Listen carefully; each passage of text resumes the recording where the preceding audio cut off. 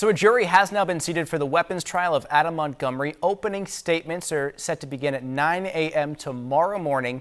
And so we're now looking ahead to what we're expecting in this trial. Former Hillsborough County Attorney Patricia LaFrance joining us now with what to expect here in the coming days. I know you've been helping us kind of follow this case throughout as well. So it's great to have you here in studio with us. All right, so now that the jury has been picked, we have these opening statements tomorrow. For each side, lay out what is needed to kind of to start this case for each side. What do they really need to do to try to present their side to the jury? Right. So the state will go first because they have the burden of proof. I expect they will be managing expectations with regards to some of their witnesses because based on the judge's pretrial rulings, there's going to be a lot of damaging information coming in about some of those witnesses. So they want to sort of diffuse the bomb before it goes off, kind of steal the defense's thunder.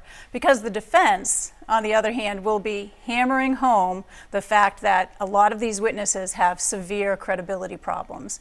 They're also probably going to be laying the foundation to establish reasonable doubt by introducing probably the prospect of somebody else who could have committed this crime. So the defense wants the jury to start hearing this evidence with that in the back of their minds as well. Yes, I want to ask you about both those aspects of it. So Adam Montgomery's estranged wife, Kayla, is expected to be called as a witness. Yes. The question is, how important do you think her testimony is? And then also, like what you're talking about, there's going to be an attempt to call into question her credibility given the fact that she has had this plea deal. Oh yeah, absolutely. I mean, her testimony must be important because the state worked out a deal with her, worked out an agreement, but they're still putting her on. Right.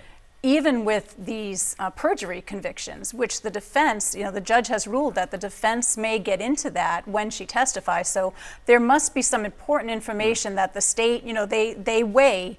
Is it worthwhile to have her credibility attacked? Well, if the information is valuable enough, then certainly they're going to want to put her on.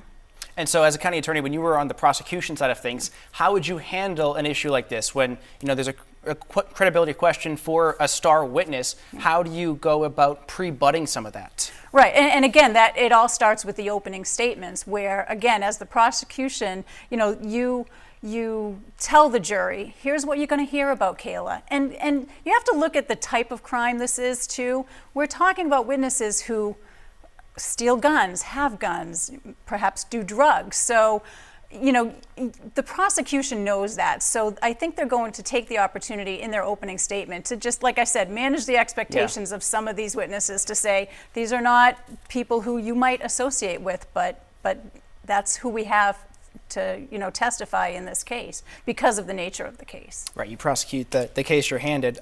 So we're talking about the weapons trial here. Let's be really clear about that, right. Because Adam Montgomery is separately charged with his daughter Harmony's murder. Yes. How much, if anything, do you expect we will hear about Harmony in this weapons case? I don't expect you're going to hear a lot because the judge has ruled that the defense may get out some information about that investigation because it relates to some of the witnesses in this case.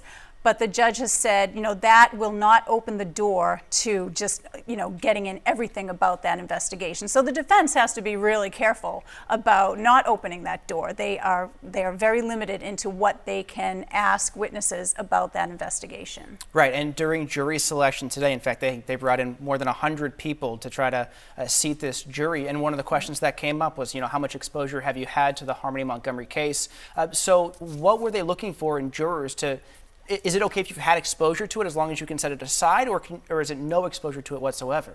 Yeah, I mean, if you can get up there as a juror and tell the judge, listen, I've read it, but I believe everybody deserves a fair trial. Yeah. I can put that aside, or they might say, I saw some stuff about it, but not a lot of information. So yeah, I mean, it is possible to have a juror who has been exposed to some information, but if they can say, I can put that aside and judge this case based on this evidence, then they will most likely be seated. Now, that doesn't mean that the defense could take them off the jury through some of their challenges. So that may have happened during jury selection as well.